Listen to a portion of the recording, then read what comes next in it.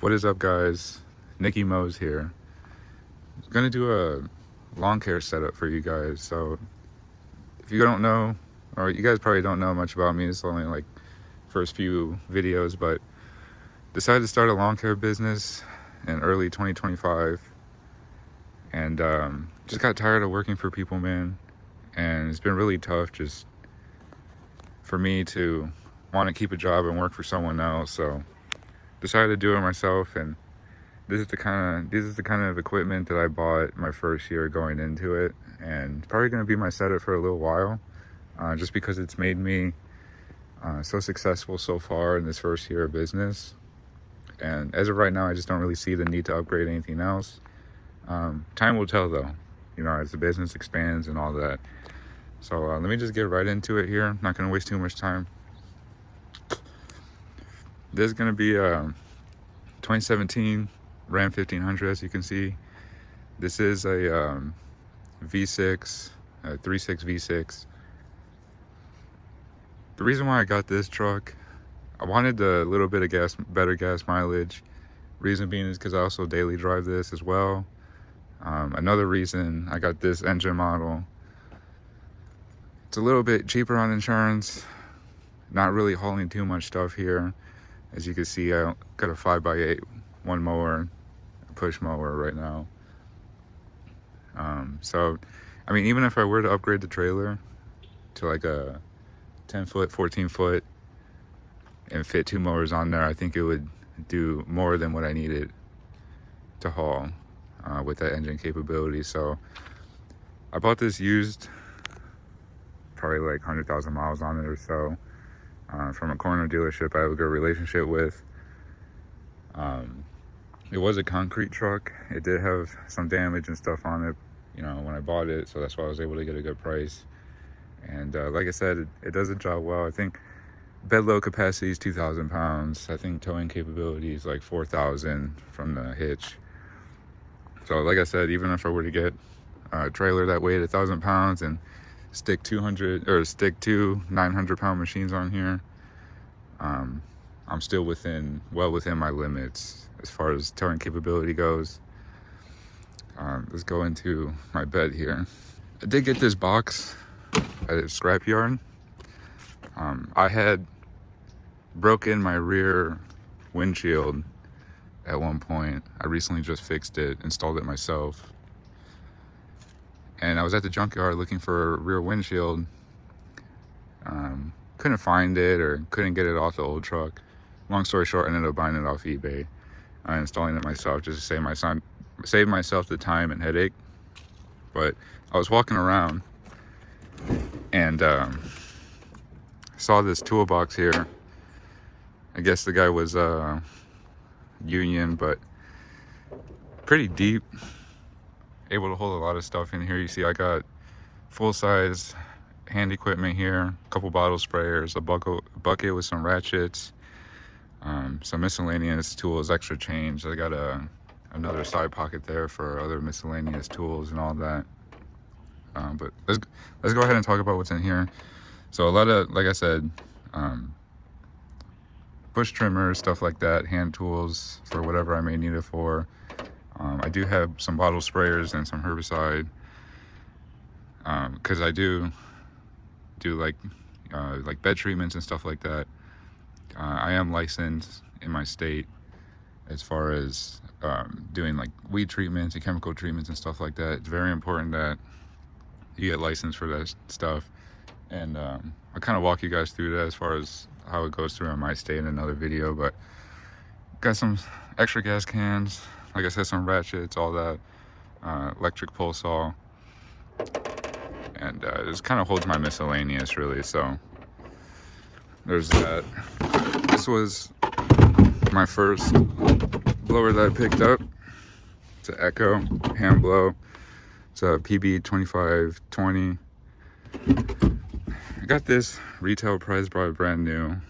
Needed it in a pinch. It works really well for, just cleaning off the grass clippings really fast. And don't really use it for much anything else. Like if it's dry outside and I'm just blowing grass, this does the job really well. It does have an extension on it, I keep it off because I haven't made the modifications for it to stay on. It kind of just slips off, but it does me real well. So let's come over here and just open this up real quick. As far as my backpack blow goes, got a Vivor here. Now, I was kind of skeptical on buying this backpack blower. I was shopping around for, Stills, Echoes, Huskies, and I just couldn't justify spending $600, $700, $800. Some of these are even close to like $1,000. And I just wanted to give this one a shot. So far, this thing has been awesome. I've definitely made my money back on it within one job of a leaf cleanup, and it runs like a champ. I've had it for probably a few months now. I ran just 50 to 1 gas mix straight away. Didn't need to like break in the engine with a 25 to 1 or anything like that. Some of these China reps, you'll have to break them in a little bit with 25 to 1, but straight 50 to 1 the whole time. Turns on every time. I'm going to do a review on this one pretty soon. Stay tuned for that video, because that is going to be coming up probably a few days after this. I'm going to film that right here after that. But like I said, this is for the price. I got this backpack blow for like $200, maybe $250 max. And it's been working really well. If it does crap out on me, like I said, I already made my money back on it, and I have no problem just buying another one or potentially fixing it. A lot of these China reps, you can get the Chinese parts on them and replace whatever if you're somewhat mechanically inclined. And I take care of my stuff, so I'm not worried about it breaking down too much. But that's gonna be the backpack blow. My weed whacker. It's gonna be a steel FS56 RC. That is the stock handle. And then I was doing a scrap job, and someone was throwing away their other Chinese Chinese weed whacker that they had that wasn't running, so I kind of just used it for parts. I still got it laying around somewhere, but I took the handle off of that one. It was a dual handle.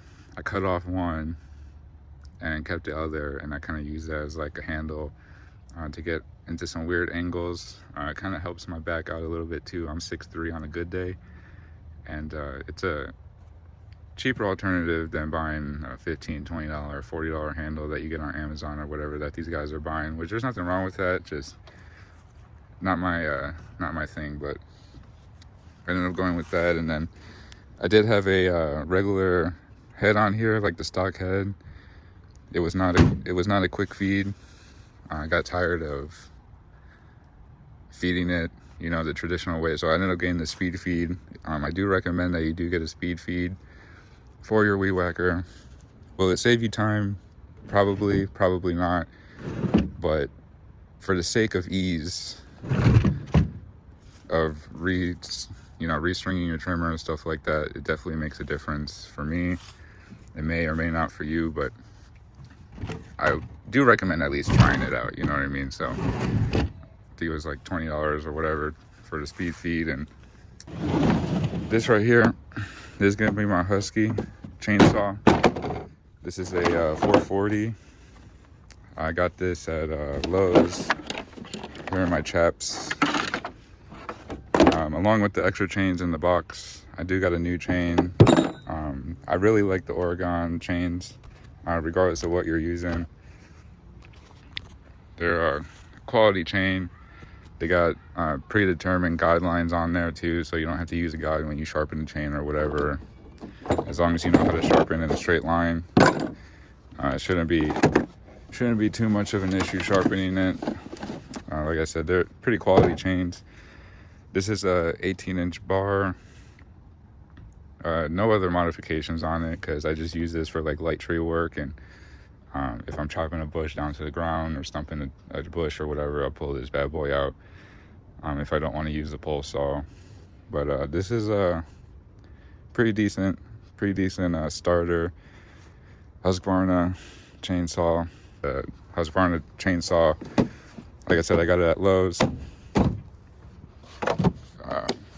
That was like 300 or 350, something like that. And then the box, I ended up paying a little bit extra for it.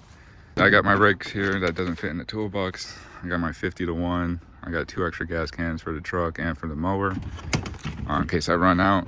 I always like to start my day with a full tank in the truck, full tank and all the equipment, and then fill up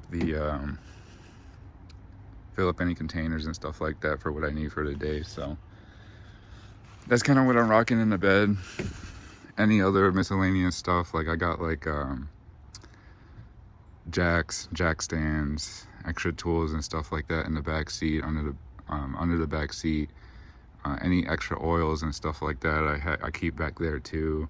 Just anything that I think I would need in a pinch while I'm out in the field cutting grass, I keep in the back there, along with any extra string, any extra blades and stuff like that. So that's pretty much the truck setup for now. Now we'll move back here to the fun stuff. This trailer, it's a 5x8 carry-on trailer. I got this from Tractor Supply. I bought the trailer around Black Friday. Tractor Supply was having a Black Friday sale. These retail for like $1,000. Out the door I paid like $850 with the tax, title, all that stuff. So it was a really easy process. I just went in there. I think I was in and out within an hour, and I had a trailer. This is a single axle. As you can see, obviously it's a smaller setup, so no need for a dual unless you get to like 14-16 feet. That's probably going to be the next upgrade, dual axle, to be able to fit additional like walk behind mower on here. But for the time being, this is the mower that I got right now, the Troy built Mustang Z42. Now this is the smallest engine option that you can get. I believe it's like a 547cc. The sticker fell off, but yeah, it's a 547cc engine. These are the same, if not comparable to like any of your Craftsman's, other Troy belts. This is pretty equivalent to a Cub Cadet. Anything that I have to replace on here, I can cross-reference the part numbers with a Cub Cadet, as far as like belts and filters and stuff like that too. So this mower I bought brand new from a Rural King in my area. They were running a sale on it. I saved like a few $100 on a brand new machine. Yeah, like I think it was 3,031 out the door, with taxes and everything. I did not finance it. I just put it on a credit card and paid it off within that same month. So essentially I paid cash for it, and made some modifications on it. Well, just one major modification, and it was the chute block right here. It does come with like a regular chute, but I wanted to have a flap on there. This is like a fabricated deck, so it's not as heavy duty as I would potentially like it. So I had some extra push mowers that I picked up on a scrap job, and what I did is that, like on the chute side, the same like shape somewhat that would fit on the deck on the zero turn. So like I said, what I did is I just cut this piece out, and I did my best to kind of just cut it to the length of, the chute that I have here. I did want to leave some space on there, one, so I didn't suffocate it too much, because what was happening initially was that when I put this on here, it would get clogged and you would get a lot of pressure coming out, and it would kind of just push the chute off. I am continuing to make modifications on this to make it a little bit better. They do sell mulching kits for like $80, but the chute cover was like a hard plastic. I didn't really like that. It's just so much more durable to just fabricate your own, modify it. Now there's a million ways that you can do this. This is the way I wanted to do it for the ease of installation and manufacturing it, and it's been working well. Had no problems with it really. Hasn't flown off, hasn't connected with the blade and messed up my blades or spindles or nothing. It's been doing champ work, honestly. You know, at the end of the day, I'm getting a good cut quality on this. Good enough to where I was able to scale up my business from 0 customers to, you know, close to 50 in my first year. So don't fall into the trap of you got to finance a mower. You're already probably financing the truck. You don't need more overhead than you need starting out. So like I said, this is getting the job done, and it's doing really well so far. So can't complain. I do have a safety cone here, just because people are dumb, man. You know, you can't be too careful. When you're unloading the stuff, I put maybe the cone somewhere over here for visibility reasons, so people can kind of just be a little bit more careful once they see, you know, a cautious color in the roadway. So that's pretty much the mower setup. Now I do have this Troy built self-propelled mower also. I picked this up on trade. I put my PC up on Facebook Marketplace. He ended up hitting me up. I told him I wanted to trade for some lawn equipment. He ended up having this mower. It's a Toro 21 or 22 inch.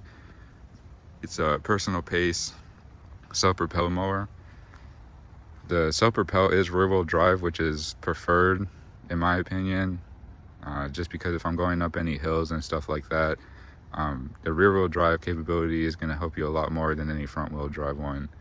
Now maybe they have all-wheel drive setup and stuff like that. It gets a little bit too complicated after, you know, you get past like a dual drive setup. So and then what ended up happening with this too, I think halfway through the season I was on a yard, and I guess the engine ran out of oil or whatever, or I was just dogging it because I was using this on a couple of properties that were pretty intensive.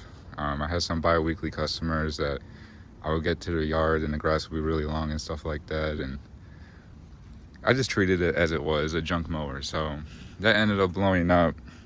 So what I ended up doing, instead of buying another $500 mower, especially because I already got this on trade, I took the leap of faith and bought a Predator engine from Harbor Freight,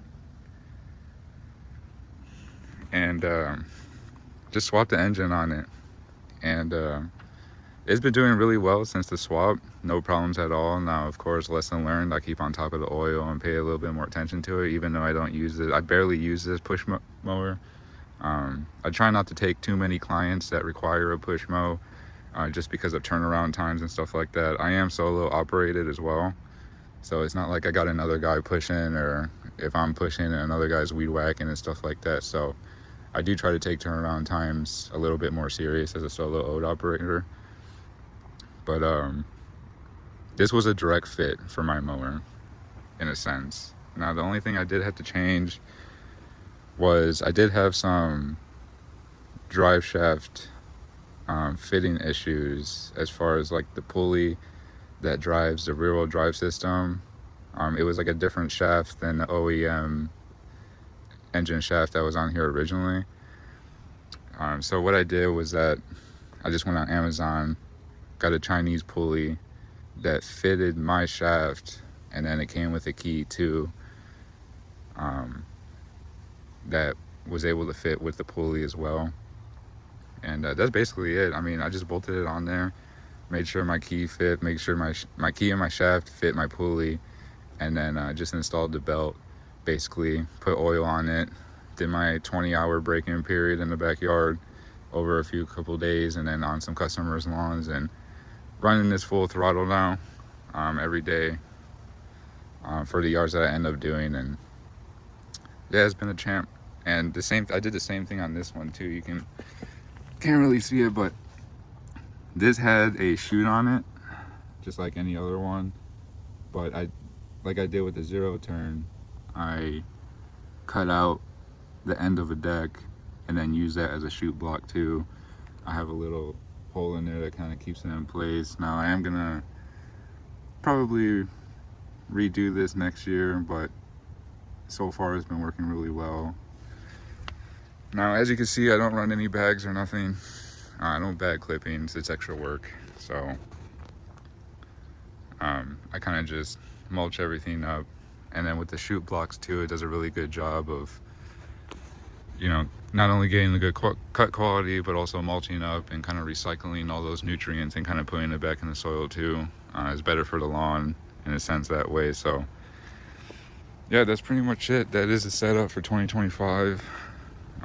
Let me know what you guys are running and why you guys run it and stuff like that. But I think all in, this was around 10 grand or so for the truck.